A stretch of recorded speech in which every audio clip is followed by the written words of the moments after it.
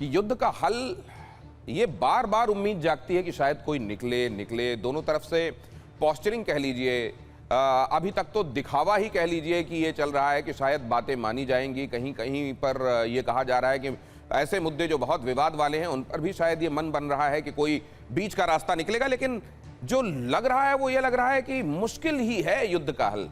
यहां ज्यादातर जो है वो है छल, और इसमें जाल बिछाया जा रहा है एक दूसरे के ऊपर हमले का।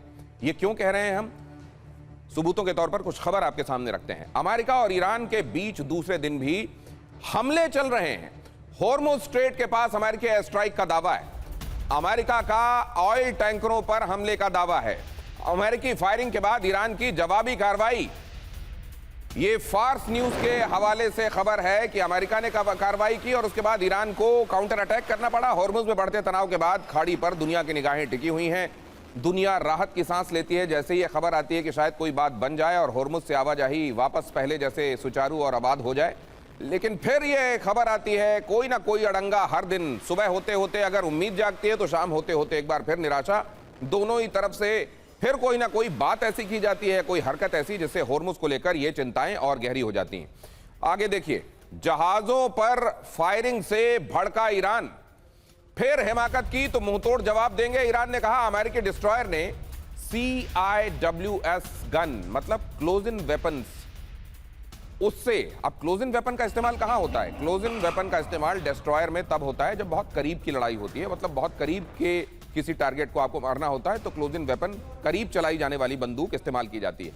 तो डिस्ट्रॉयर ने CIWS गन से फायरिंग की ईरान के टारगेट पर, अमेरिकी शिप और डिस्ट्रॉयर। IRGC के हवाले से ईरान ऑब्जर्वर का यह बड़ा दावा है कि इस तरह का हमला किया गया है। और अगर इस तरह की हरकतें हो रही हैं तो क्या तो बातचीत होगी और क्या बात बनेगी। ऐसा ये वाकई एक लॉन्ग ड्रॉन वॉर बन जाएगा। वो जो अमेरिका में लोगों की आशंका थी कि अमेरिका अब किसी एक लंबी लड़ाई में ना पड़े, तो अमेरिका वो लंबी लड़ाई में पड़ा रहेगा, क्योंकि अमेरिका की तरफ से भी जो किया जा रहा है वो बातचीत को के लिए कंड्यूसिव एटमॉस्फेयर बनाने वाला तो बिल्कुल नहीं लग रहा है। अब जरा यहां देखिए क्या हुआ है। अमेरिका और इजराइल को ईरान की विनाशक चेतावनी, एडवांस मिसाइलों से दहलाने की वार्निंग। अभी एडवांस मिसाइलों का इस्तेमाल नहीं किया है, सीक्रेट मिसाइलों से हमला किया तो दुनिया का अंत संभव है। बढ़ते तनाव के बीच IRGC कमांडर की चेतावनी, और यह सिर्फ अमेरिका के लिए, इजराइल के लिए चिंता का विषय नहीं है, पूरी दुनिया के लिए फिक्र बढ़ाने वाली खबर है। देखिए जरा, अमेरिका इजराइल को ईरान की विनाशक चेतावनी। भी एडवांस मिसाइलों का इस्तेमाल नहीं किया है, कहा है ईरान ने। सीक्रेट मिसाइलें जो हमारे पास हैं, अगर हमने जखीरे से निकालनी और हमला कर दिया तो दुनिया का अंत भी संभव है। बढ़ते तनाव के बीच IRGC कमांडर की तरफ से यह चेतावनी आई है।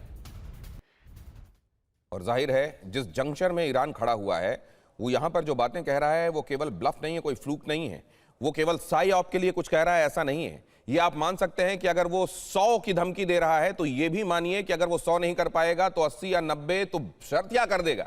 क्योंकि जब उसने कुछ भी नहीं कहा था और ये नहीं बताया था कि वो किस तरीके के फॉर्मिडेबल हमले कर सकता है, तब उसने ये करके दिखा दिया काउंटर अटैक में। अमेरिका सरप्राइज हो गया, उसको ये मानना पड़ा कि हमसे बड़े शतरंज के खिलाड़ी हैं।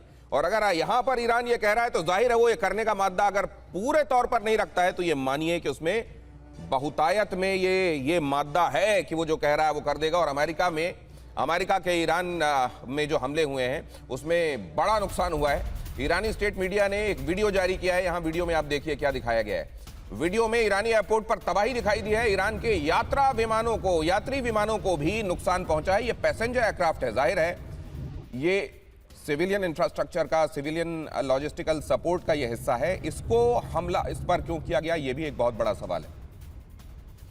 अगर पुल पर हमला करते हैं तो कहते हैं कि ये तो असल में IRGC के लिए माल ढुलाई का एक जरिया हो सकता था, हथियार इससे लाए ले जा सकते हैं और यहाँ से IRGC के सैनिक और उनके अधिकारी भी आते जाते हैं, लिहाजा हमने पुल को उड़ा दिया। अब ये जो पैसेंजर एयरक्राफ्ट है इस पर हमला क्यों किया गया, ये ईरानी मीडिया की तरफ से जारी की गई तस्वीर है। ये तब की तस्वीर है जब ये युद्ध लगातार चला था 28 फरवरी के बाद, और 7 अप्रैल को आपने इसका सीज फायर होने का ऐलान सुना था। उस दौरान उसके बीच में किसी दिन ये अटैक हुआ जब ये पैसेंजर एयरक्राफ्ट जो है जिसको निशाना बनाया गया। ऐसा क्यों किया गया? जाहिर है ईरान इसके जरिए पूरी दुनिया को ये बताना चाहता है कि ये जब हम कहते हैं कि इन्होंने वॉर क्राइम किया है तो एक और सबूत हम दुनिया के सामने रखते हैं, और इसीलिए उन्होंने ये तस्वीर दुनिया के सामने रखी।